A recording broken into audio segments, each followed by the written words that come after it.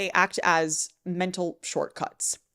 And they're helping us simplify information processing, allowing us to make quicker decisions, navigate our social environments, and just overall conserve mental cognitive resources, which our brains are constantly trying to do. Essentially, our brains are constantly trying to find the path of least resistance. And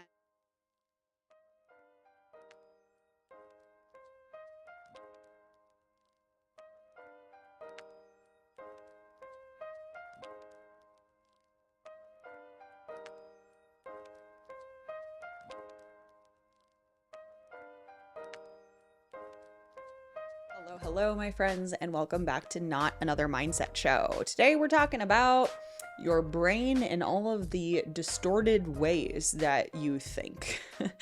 And this is actually coming from a conversation that I had with a student inside level 2 of the health mindset coaching certification.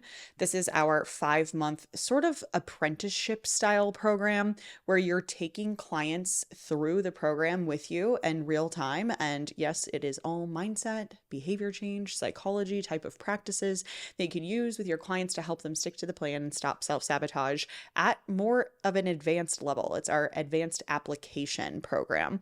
And inside the program, we talk about cognitive biases and distortions.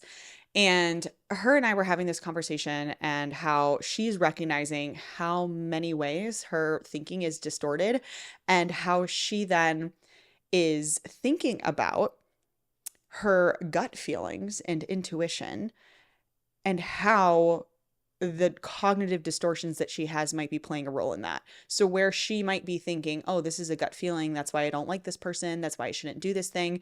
Is it really a gut feeling, or is it just her mind in some ways kind of playing tricks on her? So that brought me to a podcast episode on this topic. So we all suffer from these cognitive biases and distortions in our thinking. You have heard of probably so many of them, just whether it's like on Instagram content or in conversation with people, or just generally you just know these things. Something like confirmation bias is a popular one that's talked about a lot.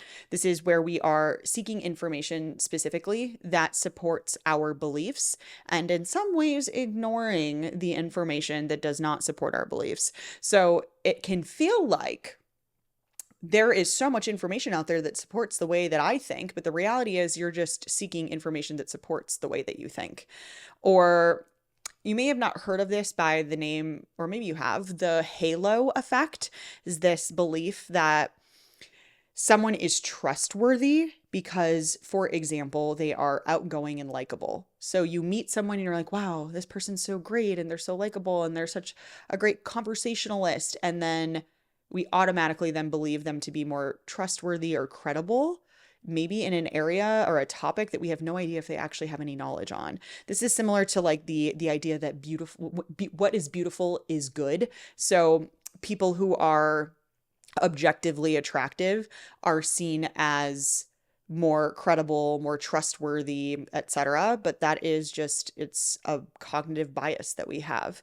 Another one is self-serving bias. We tend to attribute positive events to our own character, but negative events to external factors. So if something goes well for you or something good happens to you, it's like, oh, it's because of who I am as a person, or because I've worked so hard and I put in so much effort, which, yeah, that stuff can still be true. But then if something negative happens to you, it's not, oh, it's because of something that I didn't do or the type of person I am. It's because of this external factor or this other person. You're blaming someone else, right? Or something else.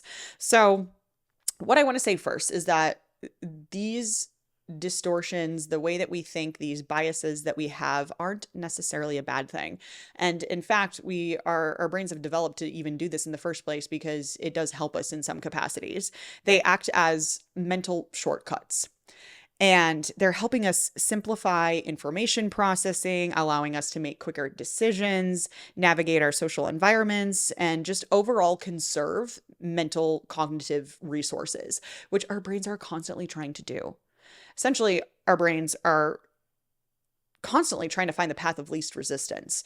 And for better or for worse, these biases, these distortions help with that. They are mental shortcuts. However, these mental shortcuts can also get in the way of our accurate perception of reality. We can misjudge situations.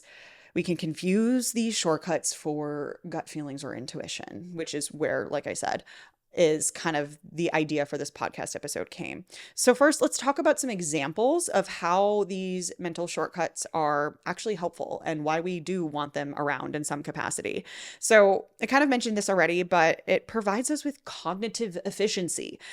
Our brains are wired to save energy and function efficiently. So with these shortcuts of I've had this past experience, or I saw this thing once, or I've seen these things before, and our brain just wants to essentially make sense of a situation based on that past stuff, sometimes can be correct and sometimes can be helpful and help us make decisions quicker and act faster in certain situations. For instance, this is kind of like it's kind of like a silly example, but if you're walking down a dark alleyway at night and you see a shadow move really quickly, your immediate thought is probably going to be, oh, someone's there. I need to be careful. I need to look out for my safety. I have to prepare for whatever this issue is that is arising over there, that scary shadow. But then you might come to find out that it was just someone has a flag waving from their window and that was causing the shadow. But your mental shortcut was protect me. I know these stories of someone getting mugged in the alleyway, and it's bringing that to your attention first rather than taking the long route, the path of most resistance in your brain, and using the most cognitive resources to think, what are all of the options of what that shadow could be, right? So this helps us make quick decisions and reduces the need for like an exhaustive analysis of what's going on. And a lot of times that can be really helpful. Another example is like the availability heuristic. This allows us to judge the likelihood of events based on how easily examples come to mind. So this can be beneficial in situations where quick decisions are necessary. So very similar to the dark alleyway example. So the first thing that comes to mind is like, oh, this could be a killer, right? This could be someone who's after me. And that helps us make a quick decision in the moment to walk faster, to get out of the alleyway. Because if it was someone who is trying to hunt you down and steal your wallet, then you would need to make that quick decision. However, there are situations that we are assuming the likelihood of it to be real based on past scenarios or events or situations, or I'm thinking, this is me always coming back to like dating and relationship type of examples because I'm just inundated with that in my friend group with my single girlfriends and me being single. And it's almost like a jumping to conclusions situation. So availability heuristic is based on how easily examples come to mind. So, but those examples could be coming to mind easily because of a past experience you had. If I'm on a date with someone and they say something that kind of like rubs me the wrong way, and it's rubbing me the wrong way because of an ex-boyfriend that did me dirty, then I'm immediately going to use that information in the moment to be like, ooh, I don't like this person. But the reality is like that person has nothing to do with those previous experiences. They may have just like said something in a certain way that reminded me of it. So other good things before I'm just like jumping to the bad things, but social connection. So biases can actually enhance our social interactions as well. Something like the in-group bias is a good example here. It leads us to favor those who belong in our social group. So we have this favoritism around the people who are in our network, in our circle of friends. And this can foster community and cooperation and promote strong bonds and a sense of belonging, which, I've talked about the basic psychological needs that we have as humans to feel motivated and stay motivated: autonomy, belongingness, and competence. So this bias, this in-group bias, can actually help foster a sense of belongingness amongst the people that we spend time with, which is actually really a good thing. Another thing is emotional regulation. So cognitive distortions can often serve as mechanisms to protect our self-esteem and protect our overall well-being. For instance, we have the illusion of control bias, which allows us to believe we have more control over events than we actually do. However, as human beings, we don't like uncertainty, and uncertainty feels uncomfortable. And when we feel like we don't have control over something, that can feel really not good. So if we have this illusion of control bias where we do feel like, no, I have control over this and I do get to make the decisions and I can decide where this goes, that can bring you a sense of safety and security, which can also help you emotionally regulate.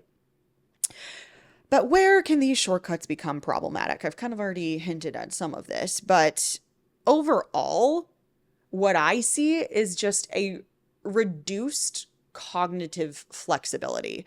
So this is where things like all or nothing thinking comes up, or black and white kind of perspectives. And it's either this way or that way. There is no in between. There's no nuance. So going back to the idea of confirmation bias, if you stick to following people on social media who see things the same way that you do, or you pick news sources that only align with your perspectives, you are essentially just continuing to funnel yourself and creating a funnel of information based on what you like, what you believe in. And therefore, you're going to see it more and more. And the more we see it, the more we view it as important and notice a pattern. Like, oh, I'm seeing this stuff all of the time, and it also happens to be what I believe in, so that must be true. And that pattern recognition is a bias. It's like an illusionary correlation. So we're seeing this correlation, this pattern that only exists because we kind of created it, but we believe it. So that can be problematic. And if we're not able to see other alternative routes, alternative ways of thinking, I mean, we all know how that goes. And that is like so much of society today. And kind of coming back to the reason I created this podcast episode, we can confuse these distortions and these biases for gut feelings. So in situations of fast decision making, both gut feelings and cognitive biases allow you to make rapid decisions without extensive analysis. Good, and also can be bad. When you have a decision to make and you are trying to rely on your intuition to guide you, what feels good? What is the thing that is like really pulling me? What should I be doing in this situation based on my gut feelings? That can sometimes be biased. So rather than making an accurate assessment of the situation, we may not realize that our gut feelings is actually a cognitive bias pulling on past experiences, situations, something that you saw on social media. There's what other people are saying, what other people are doing. So while we're feeling like, oh, this is the right decision to make, and that's my intuition speaking to me, is it? Or is that based on something else that you don't realize you are cognitively processing in a biased manner? A example that comes up here too is sunk cost fallacy, which you've likely heard of before. So after putting a lot of time or effort into something, it feels a lot harder to let go of, simply because you put a lot of time and effort into it. Thinking about like a relationship that may not actually be good for you, but you've been with that person for 5 years and you guys have worked so hard on the relationship and you've tried so many things, even though here's where your gut feeling might be right, even though your gut feeling is telling you, get the fuck out of there. This sunk cost fallacy will come into play and bias your decision making and tell you that it's worth staying in. However, we know logically, again, if we sit down and really think about it and remove the bias, you've already spent 5 years in a relationship that likely isn't going to work for you. And you've tried all of the things, you've exhausted all of the options. Do you really want to spend another even 5 days in the same situation? But we're not often doing that. We're just falling prey to the cognitive biases that we have, like sunk cost fallacy. Emotional influence, like if we talk about how emotions are involved here, gut feelings are often tied to emotions and past experiences, which is similar to how cognitive biases can be influenced by your emotional state in the moment. So you're biased based on your emotion, And also, we're saying that your gut feelings come from an emotion. So that can be confusing. If we think about the affect heuristic as an example, this suggests that we make decisions based on our current emotional state. So if you feel positive about a particular option, you may rely on that feeling to justify your choice in the moment, even if it's influenced by past experience or emotions. If you can think about maybe fear of trying something new, whether it's in your business or in a relationship, or even just like, oh, I'm going to run a marathon and try something new, and all of the time and effort and things that are going to go into trying something new. And you're asking yourself, is this something I really want to do? Is this a risk I want to take? Is this a thing that I want to pursue?